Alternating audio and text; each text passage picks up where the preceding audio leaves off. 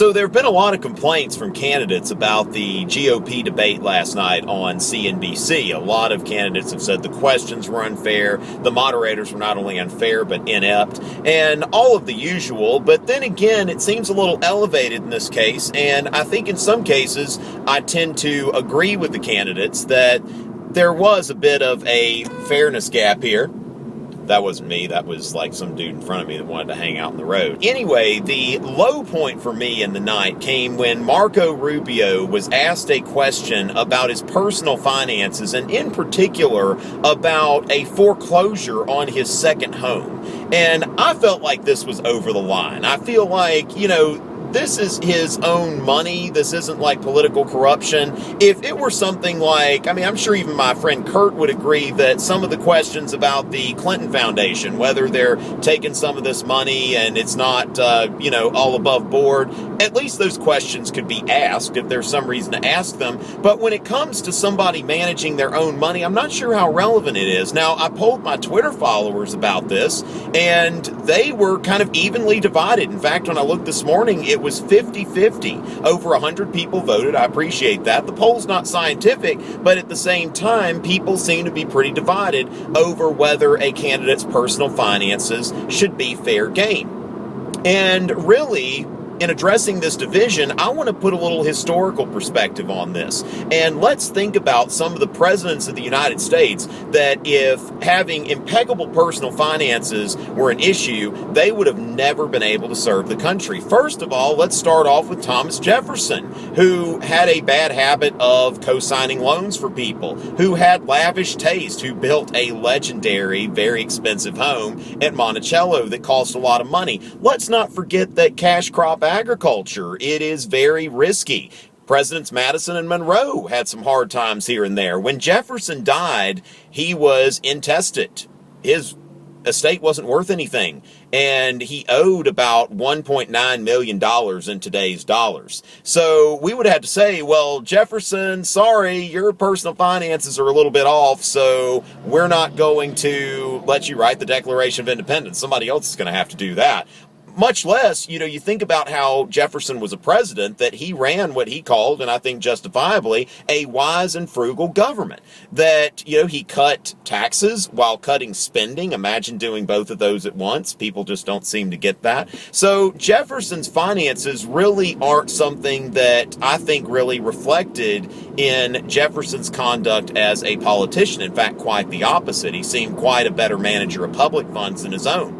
Abraham Lincoln is another one, that Abraham Lincoln was involved in a lot of different business ventures, a lot of which went south, and a lot of that wasn't necessarily his fault.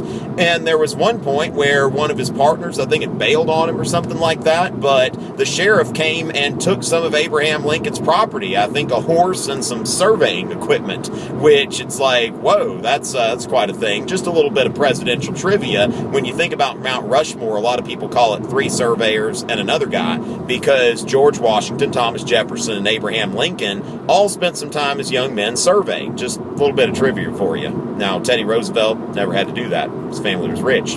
Ulysses S Grant also had some personal financial problems. He went on a world tour after he was president and, of course, spared no expense. Traveling internationally cost a good bit of money. When he got back, he made a bad investment, invested $100,000 into what was kind of some kind of corrupt scheme, and the guy ended up getting put in jail, but Ulysses S. Grant still lost all of his money. So if that were criteria, Ulysses S. Grant would have never... Wait, Ulysses S. Grant was actually one of the worst and most scandal-ridden presidents in U.S. history. There's a full Wikipedia page about the scandals of the Grant administration. So strike that. That did not help my argument. Forget I said anything about Ulysses S. Grant. But Harry Truman is somebody that it was a great president. After all, he got us through the end of World War II, got reelected, even though a lot of people didn't think that was going to happen. And most people who evaluate Truman, they can agree that we're talking about a good man here. We're talking about a guy that didn't look at polls when he was making decisions. He looked at what was right.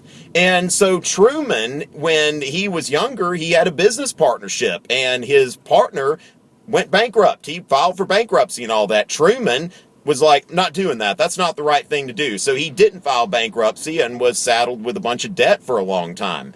And Congress felt so sorry for Truman while he was president that they increased his salary from $100,000 to $150,000 or something like that. And after he was president, he was still poor. It's not like today where presidents go around making speeches for over $100,000 a pop.